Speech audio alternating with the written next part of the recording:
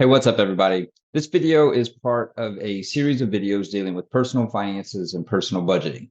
I'm going to put this same intro at the beginning of each video. So one, if you've already watched the intro, you can go ahead and skip to today's topic.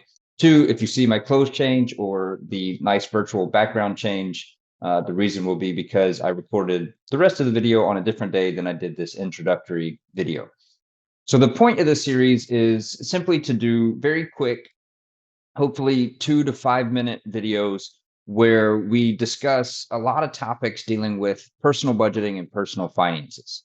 So I'm going to record all of these. I have probably over 20 ideas for these really short videos. I'm going to release one a day over the next 3 to 5 weeks.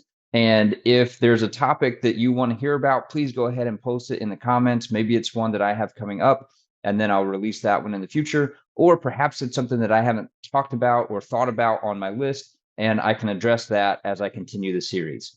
So without any further comments, let's go ahead and jump into today's topic. You should absolutely start your kids out on this budgeting journey as soon as you possibly can.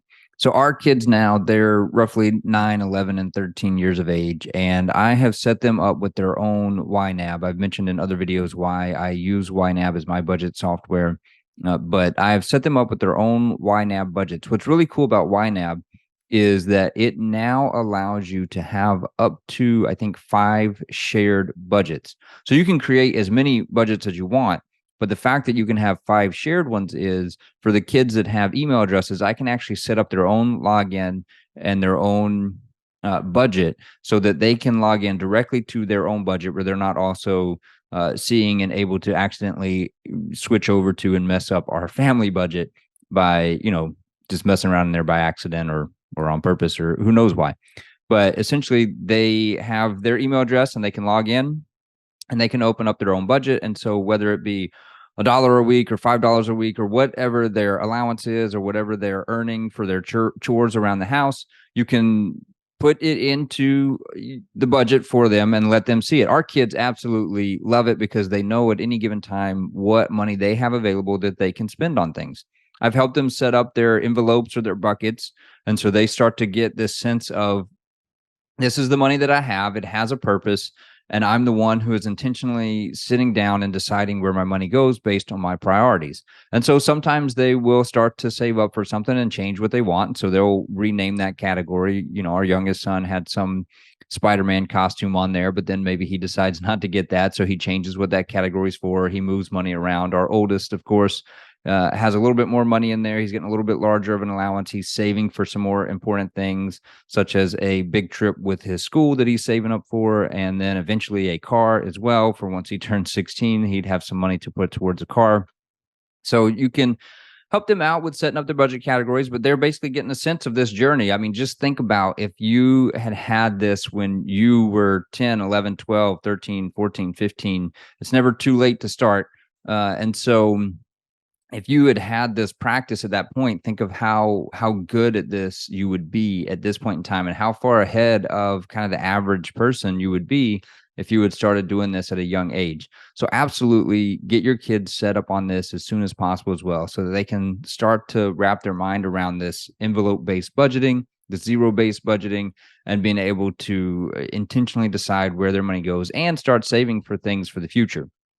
I promise your kids can grasp the concept, and they'll probably grasp it better than you do, because they especially if this is kind of your first time doing this type of budgeting, because to them they don't have something else up there. You might have other ideas or concepts of what a budget might be up there, but they don't have that yet, and so you're really starting with a clean slate, and you'll be able to help them get started out on the right foot and really give them a leg up as they enter into adulthood. And no matter what the amount is, I mean, it could be really small. I mean, for instance, our 2 younger kids, our oldest child, 13, I did set him up with a child's bank account that's connected to mine, where he actually has money in the bank and his account matches that.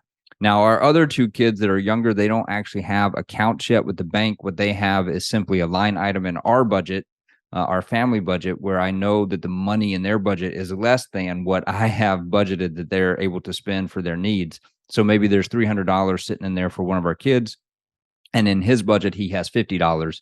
And so that way I know whatever he ends up using out of that $50 budget that is his, I've got the money in my budget to account for it because I've got $300 set aside for sports or whatever may come up for his needs. And so that's kind of how we do it. But essentially, you're just helping them get into that habit where they can set some aside in savings that they're not going to touch, and they can start to save for things that they want to spend on for fun, and get used to logging those transactions in and seeing how the money is going up and down and how they're keeping track of it. My name is Brad. I'm with Wooten CPA. My goal is to bring peace to your tax and accounting responsibilities. One of the ways I do that is through these videos here on YouTube. Please like this video, share this video for others to see, and subscribe to the channel if you would.